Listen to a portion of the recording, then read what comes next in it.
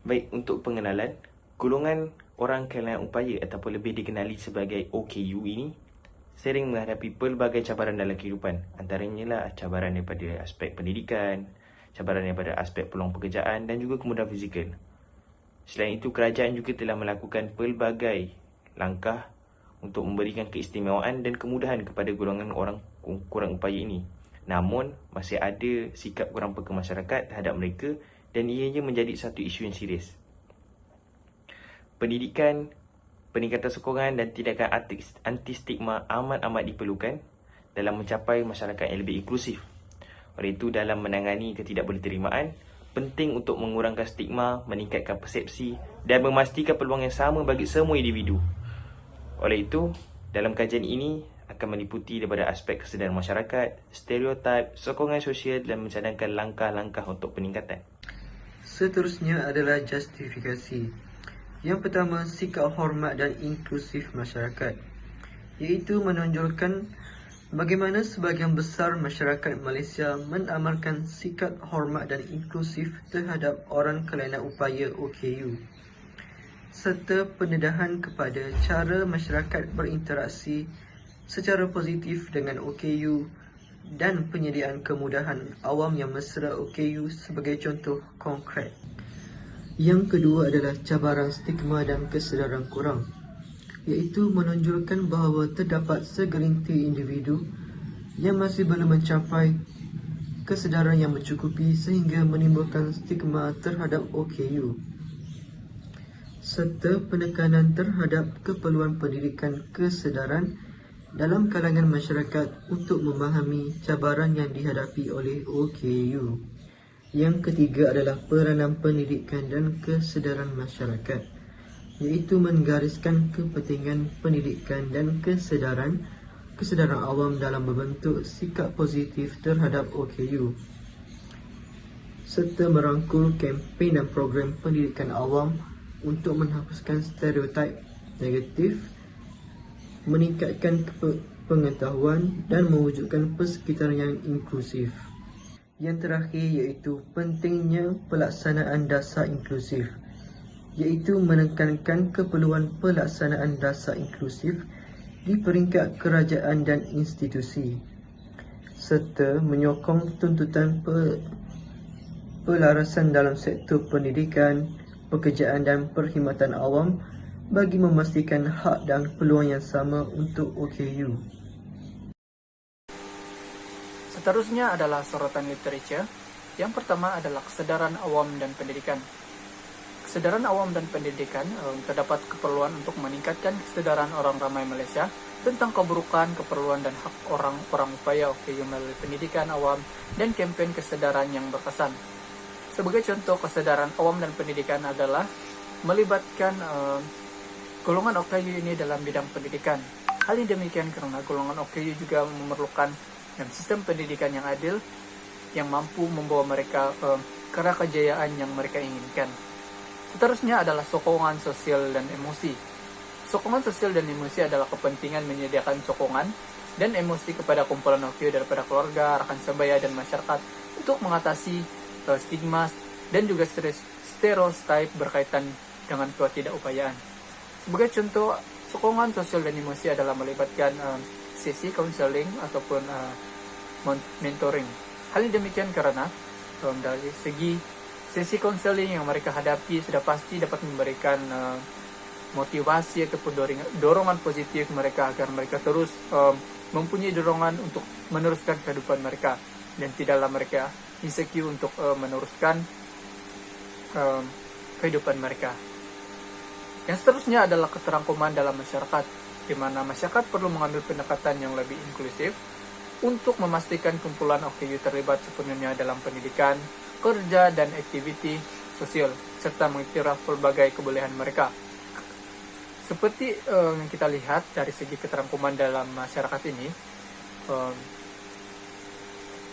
peluang inklusif dari segi pekerjaan golongan OKU adalah amat dititik beratkan karena golongan OKU juga memerlukan pekerjaan yang sesuai dengan kebutuhan mereka. Sebagai contoh adalah memberikan college vocational kepada um, golongan OKU, di mana memberikan kualitas vokasional yang khas bagi mereka, agar mereka juga mempunyai peluang pekerjaan seiring dengan peredaran zaman. Dan yang terakhir adalah penyertaan aktif kumpulan OKU, di mana kepentingan berpeluang kepada golongan OKU untuk terlibat secara aktif dalam pembentukan prinsip dan program yang berkaitan dengan kehidupan mereka, dengan penekanan kepada penglibatan secara langsung bagi memastikan keberkesanaan tindakan yang diambil. Sebagai contoh, penyertaan aktif dalam kumpulan OKU ini adalah berkaitan dengan penglibatan festival kebudayaan dan seni, di mana golongan OKU yang mempunyai bakat ataupun dipanggil sebagai artis akan diberi jemputan untuk datang di setiap festival tersebut. Dengan cara sedemikian, golongan OKU akan merasa dihargai dan mampu untuk meneruskan bakat dan keinginan mereka. Itu saja dari saya, Sartan Tujo. Sekian, terima kasih. Kita teruskan lagi kepada metodologi kajian. Metodologi adalah aspek yang sangat penting dalam melaksanakan kajian, terutama dalam konteks isu orang kurang upaya. Kita boleh merangkukan beberapa perkara penting berkaitan dengan metodologi kajian. Yang pertama berkaitan dengan definisi metodologi. Metodologi merujuk kepada pendekatan, kaedah dan prinsip yang digunakan dalam sesuatu pendidikan ataupun aktiviti. Ia berfungsi sebagai panduan bagi penyiasat dalam mengumpul data dan menganalisis maklumat dengan teratur. Tujuan metodologi ini adalah bertujuan untuk memastikan kajian dijalankan secara sistematik dan teliti. Ia membantu penyiasat menyusun pembungkusan pendidikan dengan baik dan memberikan struktur kepada proses pendidikan. Kaedah pendidikan dalam konteks orang kurang upaya ialah memilih pendidikan yang sesuai. Ini termasuk kaedah kualitatif dan kuantitatif. Kaedah ini akan membantu dalam mengumpul data yang sah dan relevan. Kepentingan isu orang kurang upaya ini dalam metodologi yang tepat dapat membantu dalam mengumpul data yang berkualiti untuk menyokong pendidikan ini dengan menggunakan metodologi yang betul. Masalah berkaitan dengan orang kurang upaya dapat disiasat dengan lebih terperinci dan lebih mendalam dan membantu dalam mencari penyelesaian yang sesuai. Dalam konteks kajian mengenai orang kurang upaya, OKU memainkan peranan penting dalam memahami isu-isu yang dihadapi oleh golongan ini secara mendalam. Yang pertama, kita melalui kaedah temu bual. Kaedah temu bual merupakan pendekatan utama dalam kajian ini. Ia adalah kaedah kualitatif yang membolehkan pekaji berinteraksi secara langsung dengan golongan orang kurang upaya untuk memahami pengalaman, cabaran dan pandangan mereka mengenai isu-isu yang berkaitan. Temu bual telah dijalankan untuk mendapatkan pandangan langsung daripada golongan orang kurang upaya. Penggabungan kaedah kualitatif dan kuantitatif. Kajian ini menggabungkan elemen kuantitatif melalui penggunaan soal selidik. Soal selidik akan membantu dalam mengumpul data berbentuk nombor untuk memberikan gambaran kuantitatif tentang isu-isu yang dikaji. Pemilihan sampel yang mewakili golongan orang kurang adalah penting dalam proses ini. Dalam elemen reka bentuk kajian mencakup pemilihan sampel, instrumen kajian dan strategi pengumpulan data yang sesuai dengan konteks kajian. Pemilihan sampel dilakukan untuk memastikan representasi yang baik dari golongan orang kurang upaya. Instrumen kajian seperti soalan temu bual direka dengan teliti untuk memastikan relevansinya, dan objektif kajian yang ditetapkan termasuk mengenai. Seterusnya ialah perbincangan dan cadangan penyelesaian. Isu yang pertama ialah isu diskriminasi OKU. Pendedahan kepada diskriminasi dalam pendidikan, tempat kerja dan masyarakat memberi kesan kepada pengurangan peluang pekerjaan dan sikap menolak bajikan. Isu yang kedua ialah isu pendidikan OKU.